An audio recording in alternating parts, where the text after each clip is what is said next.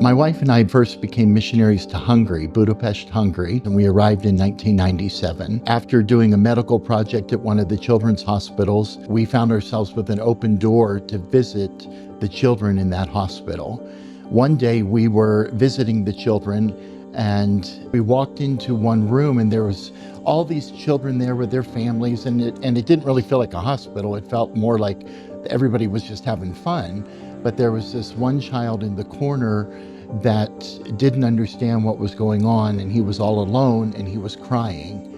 And my wife went over to his bed and he was tied to the bed because he couldn't sit up on his own, and so they tied him to the bars of the bed. And she literally reached her hand between the bars just to touch his hand and let him know that everything was okay, because there was nobody standing by doing that for him. And when she did that, he grabbed a hold of her hand and he put it up to his face and he stopped crying.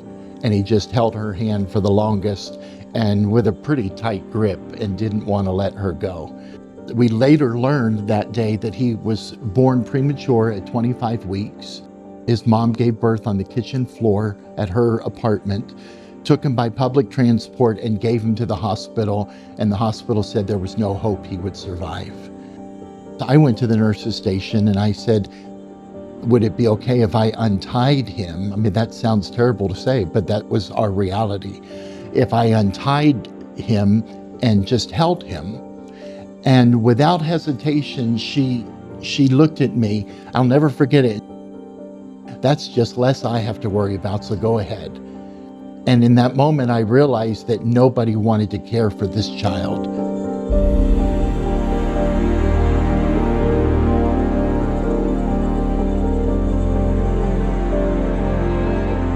Zsolti was left there like he was worth nothing.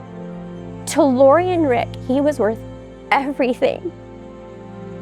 They changed their whole life for Zsolti to rescue this camper that we get to serve, that somebody threw away like trash. Into them, he's everything. And that's why I do what I do.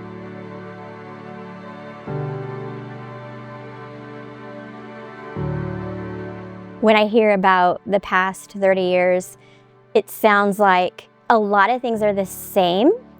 The way that Jesus protects this camp, the way that we're in a bubble that everybody kind of refers to as a piece of heaven, the core of Barnabas has stayed the same. In the world of special needs, oftentimes people feel like there doesn't need to be as much value placed there.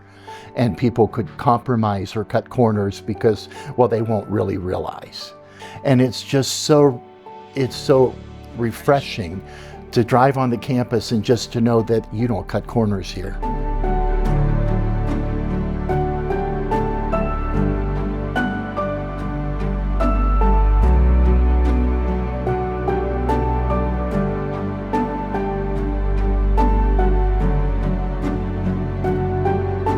As we started caring for him, we saw him start to respond and start to develop.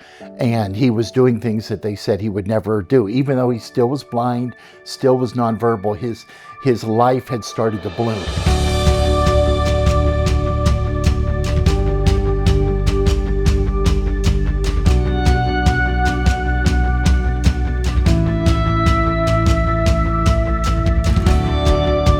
When people say, it feels like a slice of heaven here, in my mind, it's the joy. I feel like when we get to heaven, we're not gonna focus on the negative. We'll see people talking about Jesus everywhere we turn, and we see that here at camp. I hear laughter day and night. I hear joy. I see missionaries sitting and reading the Bible with their campers. I see nobody focused on what they can't do, but what they can do and how can we make that happen for them.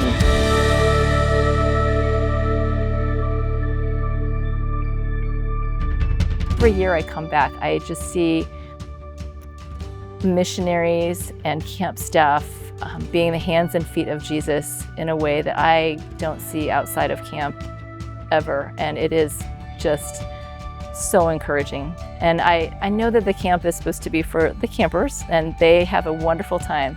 But I know that camp has changed the life of many a missionary, and I can see that for sure. I can see it in my own children, their joy and desire to serve, and the other people around them that are encouraging them to do so. I really thought that we were coming for Lillian, honestly, our daughter with Down syndrome, but it turns out that camp was even more beneficial for all the non-Lillians in my family.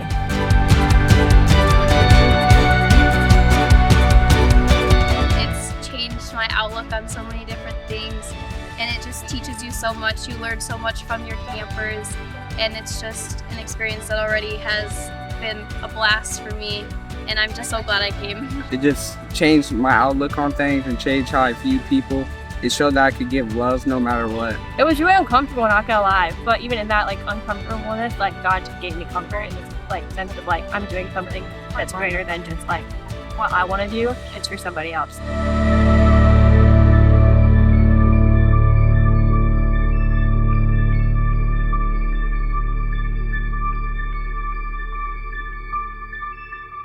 You can take your kids to Disneyland, spoil them to death. Everybody ends up fighting by the end of every day. And as a father who is also a volunteer out here, the thing that has brought me the most joy is to share this experience with my kids and to teach them about caring and about compassion and empathy. We're called to all surround one another. When I need help, these campers surround me with love and care and show me Jesus every day.